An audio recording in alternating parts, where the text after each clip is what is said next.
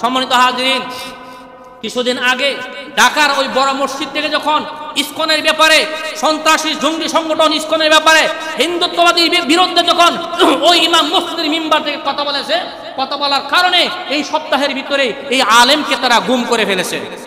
গুম করে পঞ্চগড়ে নিয়ে গেছে। নিয়ে যাওয়ার পর হাত পা গাছের সাথে জিনজিল দিয়ে বেঁধে তাকে অকাত্য নির্যাতন করেছে, অজ্ঞান করে ফেলে গেছে।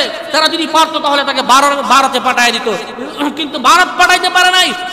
সম্মানিত হাজিরিন, আমি বলতে চাই, একজন আলেম যদি মসজিদের মিম্বার থেকে হক কথা বলে যদি টিকতে না পারে, যদি হক কথা বলার কারণে তাকে গুম করে ফেলে, হত্যা করে ফেলে, আজকে আমরা এই মসজিদের মিম্বার থেকে হক কথাগুলো বলবো, তাহলে আমাদের কিসের নিরাপত্তা? আমাদেরকেও তো গুম করে ফেলতে পারে, কথাক্ষণ ঠিক কিনা?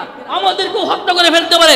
সুতরাং এই দেশের মধ্যে 95% মুসলমান, এই মুসলমানের দেশের মধ্যে উলামা একরাম হক কথা বলবে, কোরআনের কথা বলবে, জঙ্গিদের বিরুদ্ধে কথা বলবে, ইসকনের বিরুদ্ধে কথা বলবে। এই জন্য যদি তাদেরকে গুম হত্যা করা ফেলে, তাহলে বলেন আমরা কোন দেশে বসবাস করতেছি? সুতরাং আজকে থেকে প্রতিজ্ঞা নিতে হবে যে ইসকন জঙ্গি সংগঠন, এই সংগঠনের লোকেরা আমাদের আলেমকে গুম করে হত্যার চেষ্টা করেছে। ওই ইসকন সংগঠনকে আমাদের দেশের মধ্যে নিষিদ্ধ করতে হবে, কথাক্ষণ ঠিক কিনা? আরো দূরে কোন ঠিক কিনা? এই ইসকন নামক জঙ্গি সংগঠন আমাদের দেশে থাকতে পারবে না। যেই সংগঠন তৈরি হওয়ার কারণে আমাদের মা বোনরা দূষিত হচ্ছে, মাদ্রাসার ছাত্রদেরকে নিয়ে তারা গুম করছে, ছাত্রীদেরকে তারা দর্শন করছে, আলেম ওলামাদেরকে হত্যা ষড়যন্ত্র করছে। এইরকম ইসকন জঙ্গি সংগঠন আমাদের বাংলাদেশে থাকতে পারে না, কথাক্ষণ ঠিক কিনা?